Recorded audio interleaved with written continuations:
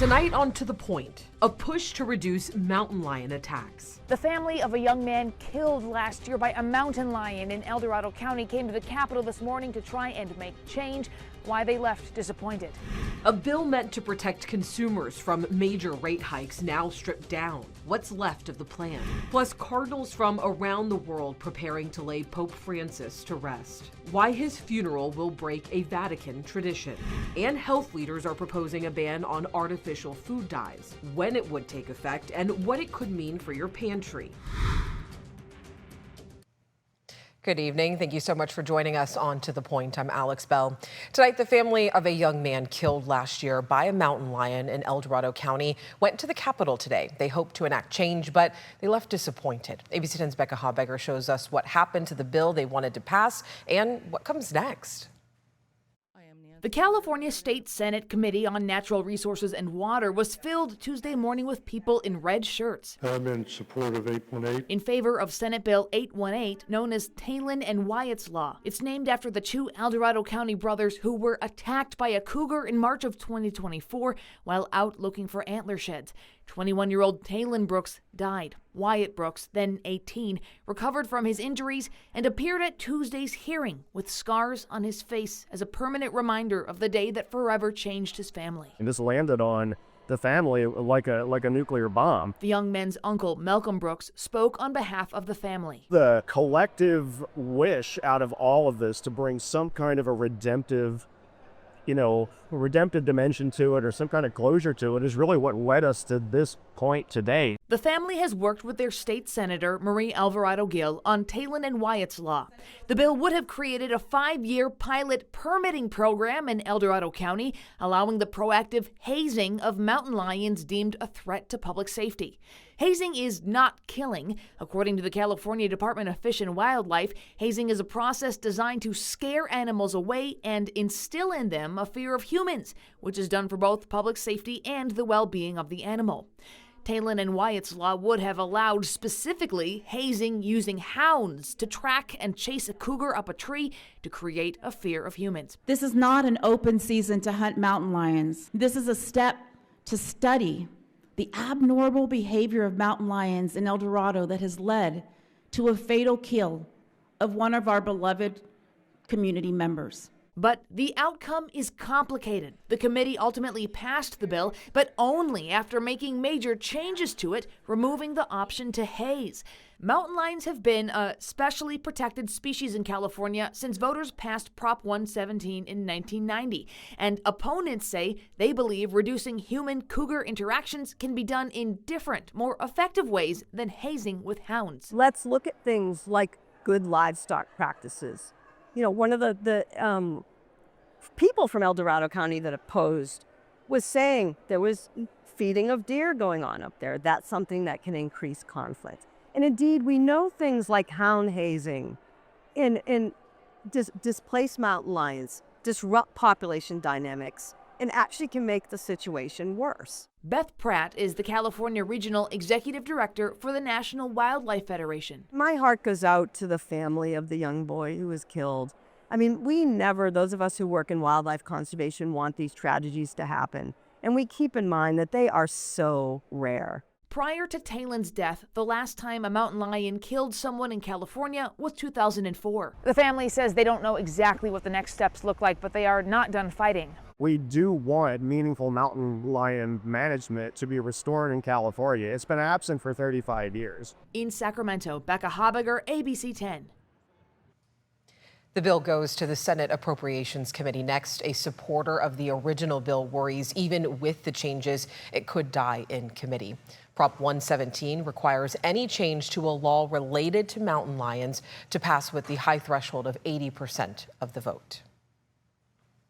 A highly watched bill that would have put a cap on utility company price hikes is changing. The Investor-Owned Utilities Accountability Act seeks to crack down on utilities with audits, wildfire accountability, and safety-linked executive pay. It no longer includes a previously proposed provision that would have limited the frequency of utility rate increase requests.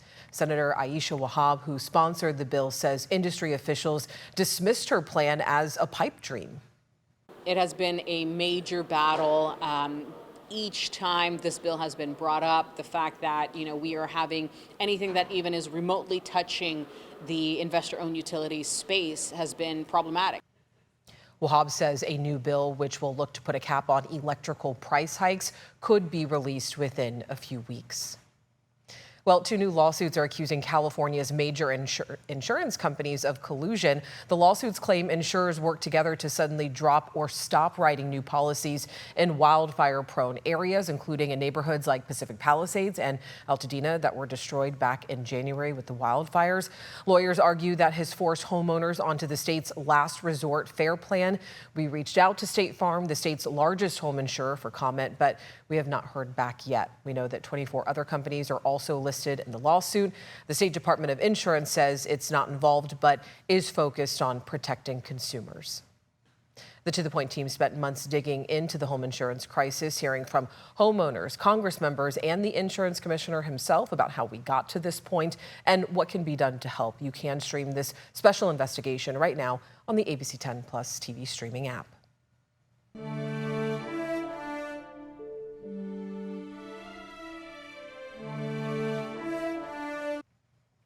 Tonight, cardinals from around the world are meeting in Rome as they prepare to lay Pope Francis to rest. The faithful are also gathering in Vatican City to honor his life. Inez de la Cuerta is at the Vatican with more on how he'll be remembered. Preparations underway at St. Mary Major's Basilica, where Pope Francis requested to be buried, in his will stating a simple request that characterized his papacy, asking for a simple underground tomb. He will be the first pope to be buried outside the Vatican in more than a century. I think it's not a mere historical decision. It's much more than that. It speaks about his humility. Today, cardinals arriving in Rome to discuss what comes next, announcing there will be a procession tomorrow morning as the Pope's body is moved to St. Peter's Basilica. He will lie in state there for 3 days, allowing public viewing until the funeral on Saturday. For a second night, solemn services this evening in St. Peter's Square for Pope Francis after his death on Easter Monday. The faithful gathering with rosaries in hand, offering prayers for the pontiff. Francis was known as the People's Pope, beloved for his humility. In his final message, calling for peace and unity around the world. I think it's a big loss for not just for the Vatican City, but for the entire world. He has spread positive message around the world, saying there shouldn't be any violence, there should be peace. Details on the conclave to elect his successor have yet to be released, but it typically begins 15 to 20 days later. Leaders from around the world are planning to attend the Pope's funeral, including President Trump, French President Emmanuel Macron, Ukrainian President Zelensky, and Prince William. Inez de la Cuerta, ABC News, at the Vatican. Tomorrow is the first day the public will be able to pay their respects to Pope Francis as he will lie in state at St. Peter's Basilica. The Pope's funeral will be held on Saturday. And we also want to mention, to honor Pope Francis' life and legacy, tonight ABC will air Francis, the Pope's People, the People's Pope. The ABC News special is scheduled from 10 p.m. to 11 p.m. right here on ABC 10. Next, on To The Point, Defense Secretary Pete Hegseth under fire. Tonight, why he denies sharing classified information in a messaging group. Plus, could your favorite snacks be changing? How a new proposal takes aim at artificial dyes. Temperatures were much above average today, right near seasonal tomorrow, but then we're running 10 degrees cooler than normal by the weekend with rain and snow chances too. We'll talk about that coming up after the break.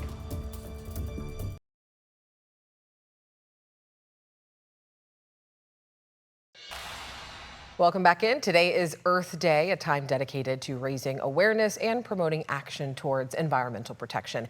As we take a live look at Kings Beach, absolutely beautiful outside. The sun is shining, and I know that some changes are coming to our forecast. Let's get over to meteorologist Brendan Minchef, who is tracking all those changes on the way. Yeah, it's been a warm few days. Today is no exception. Now, it's not populating right now, but we did make it to 84 in downtown Sacramento, 86 Stockton, 85 down in Modesto, 83 Marysville, 70s in the foothills, 60s in the high country. Temperatures, especially in the valley, we're running several degrees above average. But again, we're going to wait for some of those numbers to actually start populating on the map. 74, though, currently in Sacramento, 80 in Stockton, 78 in Manteca, 82 in Modesto, 85, Colusa 73, in Jackson 73, in Auburn 61, Truckee 56, in South Lake Tahoe. Temperatures much cooler than this time yesterday, 9 degrees cooler than 24 hours ago in Sacramento, in large part thanks to this nice breeze that we've got.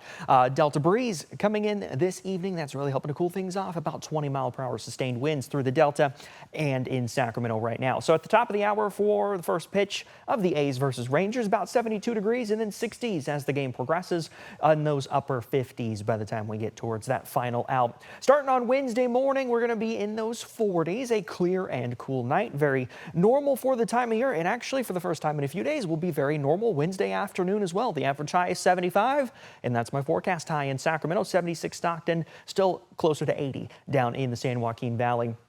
We are watching Friday and Saturday, though, because it's going to be much cooler, potential for some thunderstorms in the valley, snow in the high country. Be ready for the change. This is going to be a very large pattern change, and we are very confident in that pattern change coming with much cooler temperatures. We're not as confident right now in the exact timing of this, that valley storm coverage and snow levels and totals, but definitely we are looking at rain returning to parts of the valley and even a few inches of snow possible up in the high country. So again, that's Friday, Saturday. We'll work on those details as it gets closer, but Alex, highs only in the 60s. Next, on To the Point, new fallout over alleged war plan leaks, why there's calls for Pete Hegseth to resign, and how he's responding tonight. Plus, could a cash bonus boost birth rates? What the Trump administration is reportedly considering.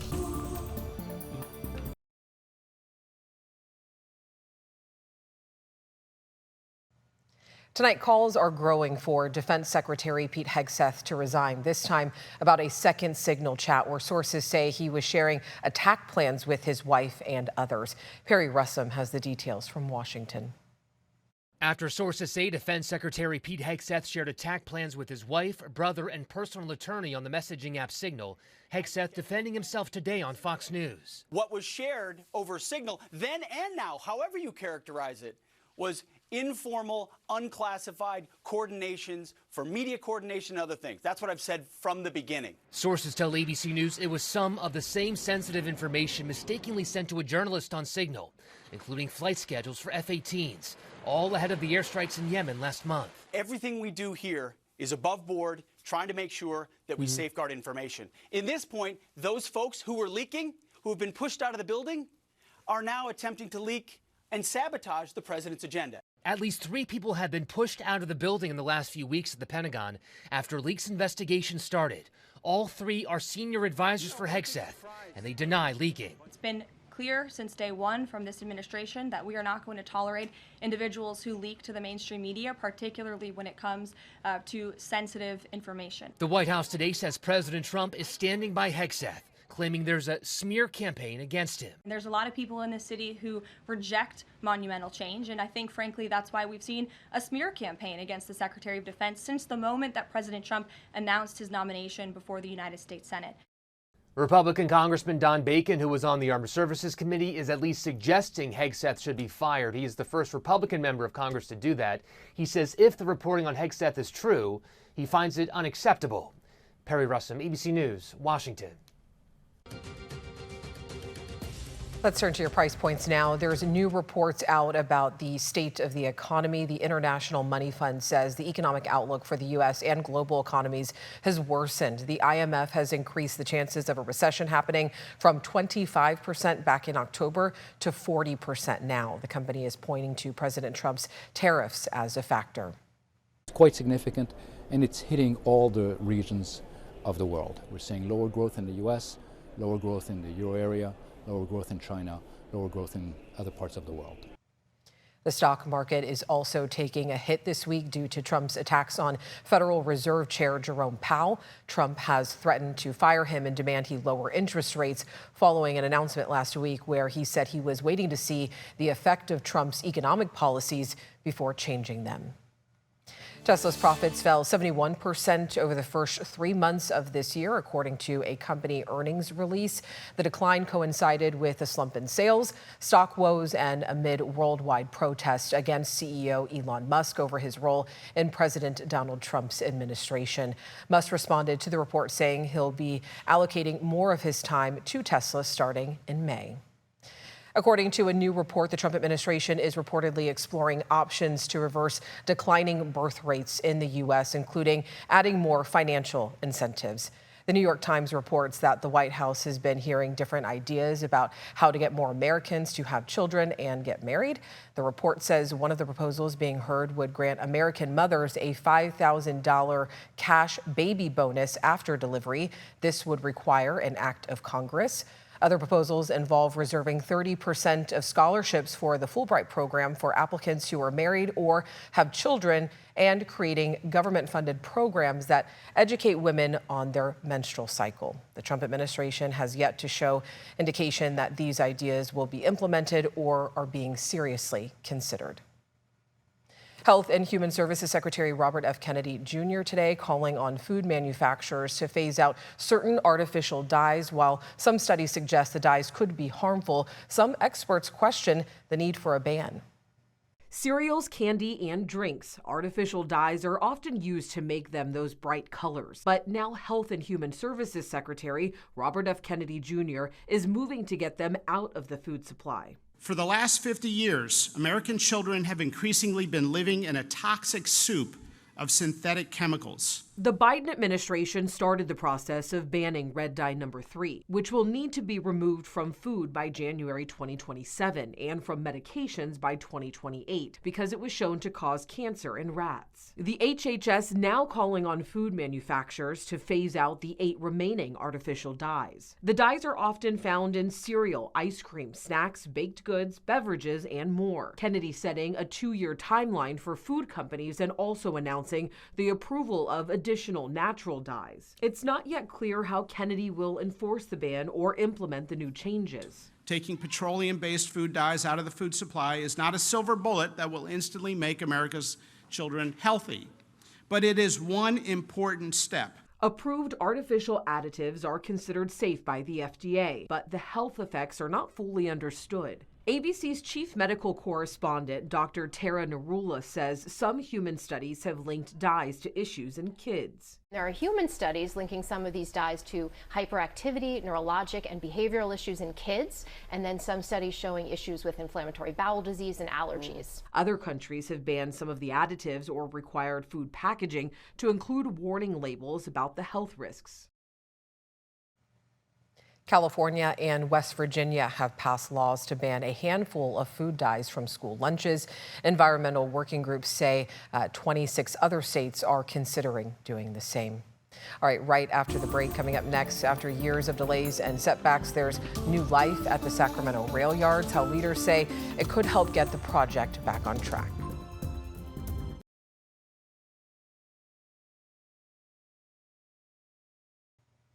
After years of delay, Sacramento's long-awaited rail yards development may finally be moving forward. A new apartment complex is opening its doors in the area. The AJ Apartments is located off 6th Street, just steps away from the future medical center, new retail shops, and a planned soccer stadium for Sacramento Republic FC.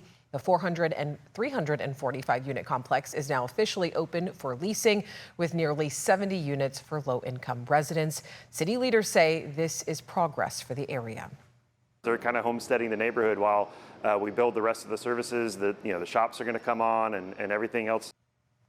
Leasing for the apartments are now open. The first residents could move in by next month. As for the new soccer stadium, it's expected to be complete in time for the 2027 season, according to the new owners, the Wilton Rancheria tribe.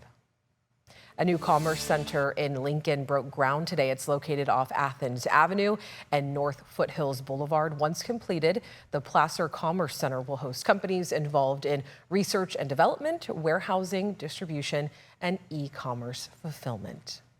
That is our show for tonight. As always, thank you so much for watching and for inviting us into your home. If you have something that you think me and the team should be looking into, you already know our email. Hit us up at tothepoint@abc10.com. Thank you for watching. I'll see you tomorrow. Have a great night.